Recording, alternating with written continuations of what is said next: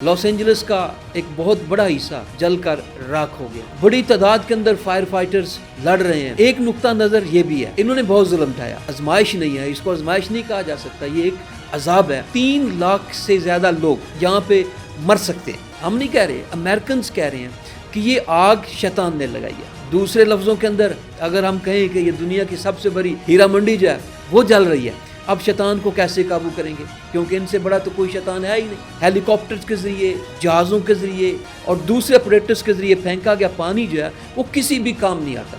9 روز گزر گیا، Los Angeles میں لگی آگ کو بجھایا نہیں جا سکا. لاس اینجلس کا ایک بہت بڑا حصہ جل کر راکھ ہو گیا. لاکھوں لوگ بے گھر ہو چکے ہیں. لاکھوں کی جانوں کو خدشہ ہے کہ وہ اپنی جان تک ان کی جا سکتی ہے. اسی طرح بہت مشہور و معروف لوگ، ان کے گھر، ان کے مکانات، ان کے فارم ہاؤسز، وہ سارے کے سارے اس آگ کی زد میں آ چکے.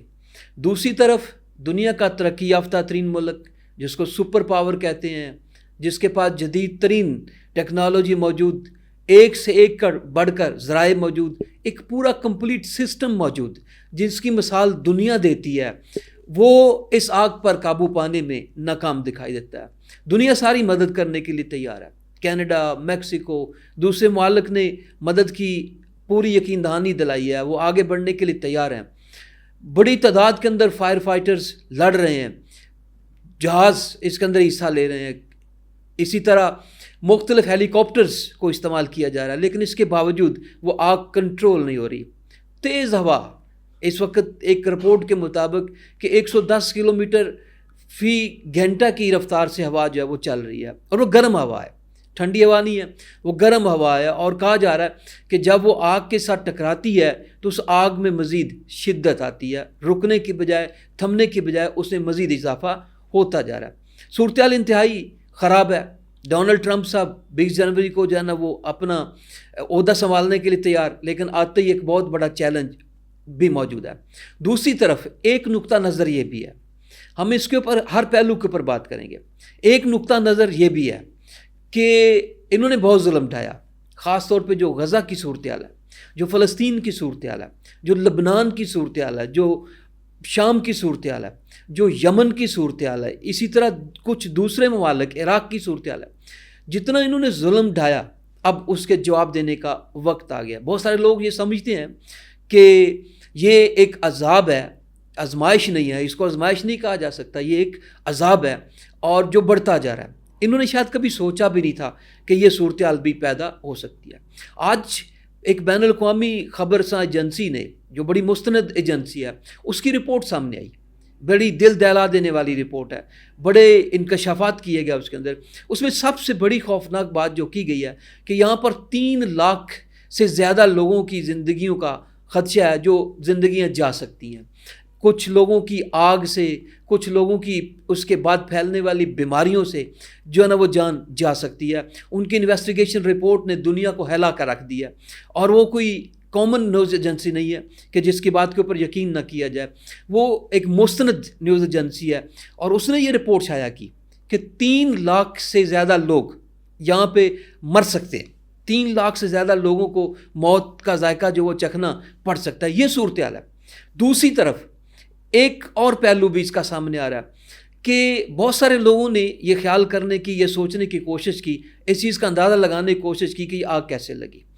کوئی کہیں کسی حد تک نہیں پہنچ سکا. مختلف کہانیاں سوشل میڈیا کے اوپر وائرل ہو رہی ہیں کہ اس طرح سے آگ لگی. جبکہ اب ایک نیا پوائنٹ آف ویو سامنے آ رہا ہے کہ امریکنز، ہم نہیں کہہ رہے، امریکنز کہہ رہے ہیں کہ یہ آگ شیطان نے لگائی ہے، کہ شیطان نے خود آگے بڑھا اور اس نے یہ آگ لگائی جو بجھنے کا نام نہیں لے رہی ہے، اور اس کو آگے بڑھا رہا ہے.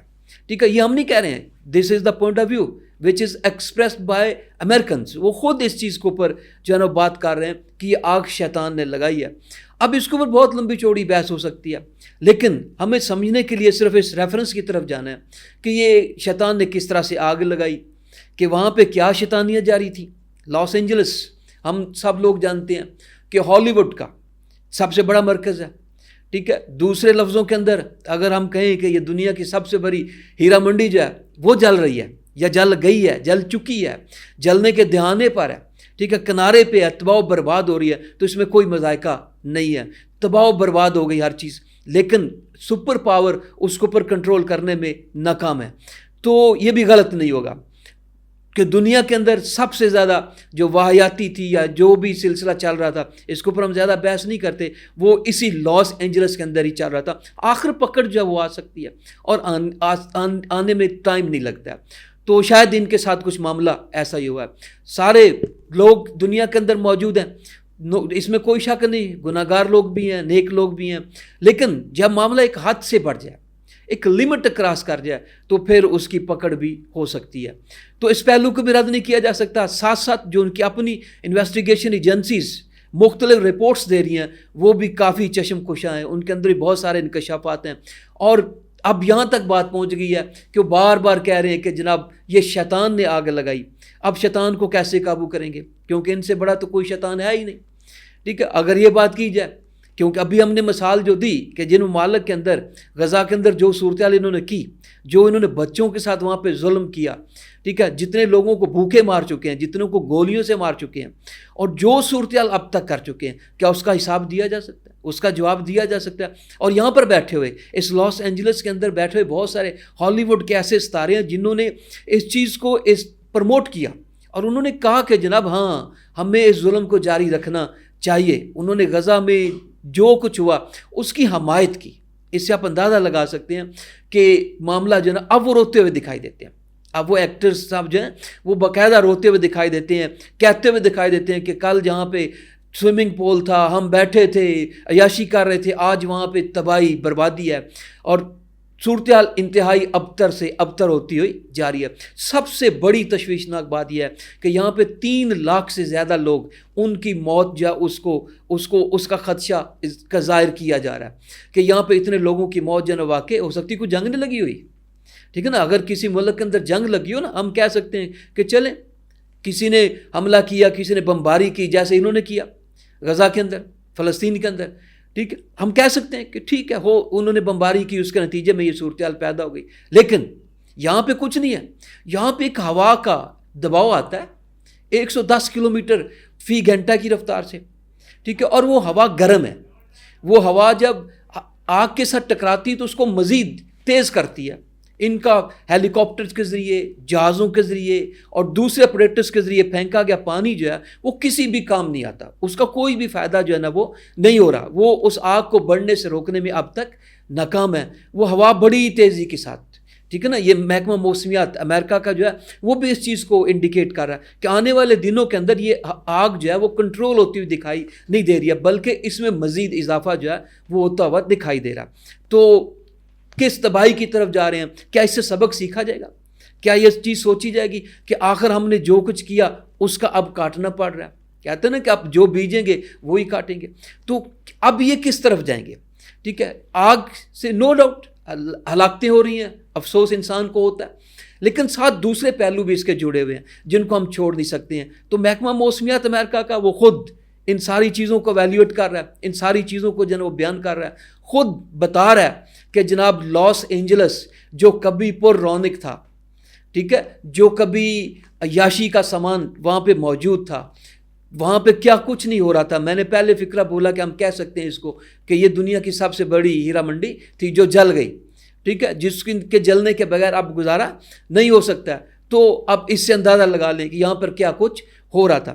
انگلش لٹریچر کا ایک رائٹر ہے ٹی ایس ایلیٹ, وہ اپنی پوئم ویسٹ لینڈ کے اندر کچھ ایسی حقائق لندن کے بارے میں بیان کرتا ہے کہ دیکھیں ان لوگوں کی کارکردگی, ان کے کام دیکھیں, جو ریور ٹیم کے کنارے پر جو سب کچھ کر رہے ہیں, بہت بڑا کرٹک گزرا وہ, ٹھیک ہے, اور وہ ساری چیزیں ان کو بیان کرتا ہے. اسی طرح اب صورتحال ہمیں لاس اینجلس کے اندر خود دیکھنے کو مل رہی ہے. عذاب ہے, آزمائش نہیں ہے, اس کو عذاب ہی کہا جا سکتا ہے, اور وہ عذاب پوری طرح سے نازل ہو چکا ہے کہ ساری جدیدیت ہونے کے باوجود, ماڈرن ٹیکنالوجی ہونے کے باوجود, سارے اپریٹس ہونے کے باوجود, اس کے باوجود جو ہے اس کے اوپر کنٹرول نہیں کیا جا رہا اور نہ ہی کر پایا جا رہا. اور یہ آنے والا صدر جو کہ ڈونلڈ ٹرمپ صاحب ہیں, ان کے لیے اچھا خاصا بڑا چیلنج جو ہے نا وہ ثابت ہوگی کہ ہم ان حالات کو کس طرح سے کنٹرول کریں. یہاں پہ جو ڈیمائس ہوا, جو ساری کے سارے نقصانات ہوئے, ان کو کس طرح سے جو ہے نا وہ کنٹرول کیا جائے گا. تو لاس اینجلس کے اندر لگنے والی آگ باقی دنیا کے لیے بھی بہت سارے معنی رکھتی ہے، بہت ساری سبق آموز چیزیں رکھتی ہے جن کی پیروی کرنا ضروری ہے، کیونکہ دنیا نے آخر ایک دن اپنے اختتام کی طرف جانا ہے، خواب کتنی بھی ترقی کر لیں۔ اب دیکھیں وہاں پہ کوئی سمندر، کوئی سونامی یا کوئی ایسا مسئلہ نہیں ہے کہ سونامی اٹھ کے آ گیا، پانی کی لہریں اٹھ کے آ گئی ہیں، ٹھیک ہے نا، کوئی بہت بڑا جو ہے نا وہ ایسا کچھ تباہی آ گئی ہے کہ جس نے ساری تباہی پھیر دیا، نہیں، ہوا چل رہی ہے اور وہ ہوا آگ کو جدھر جی چاہے وہاں لے جا رہی ہے۔ تو ان سے اس چیز کا اندازہ لگا سکتے ہیں کہ ہمیں اپنی سمت کو درست کرنے کی کتنی اشد ضرورت ہے، کتنے ضروری ہیں کہ وہ تمام اقدامات کیے جائیں جو ہم بھول چکے ہیں، یا وہ کام کیے جائیں جو ہم بھول چکے ہیں۔ لاس اینجلس کی آگ جو ہے وہ ہم تمام کے لیے معنی رکھتی ہے اور ہمیں سوچ بچار کرنے پر بھی مجبور کرتی ہے۔ آج کے لیے اتنا ہی کافی ہے، انشاءاللہ ملاقات ہوگی نیکسٹ ولاگ کے اندر۔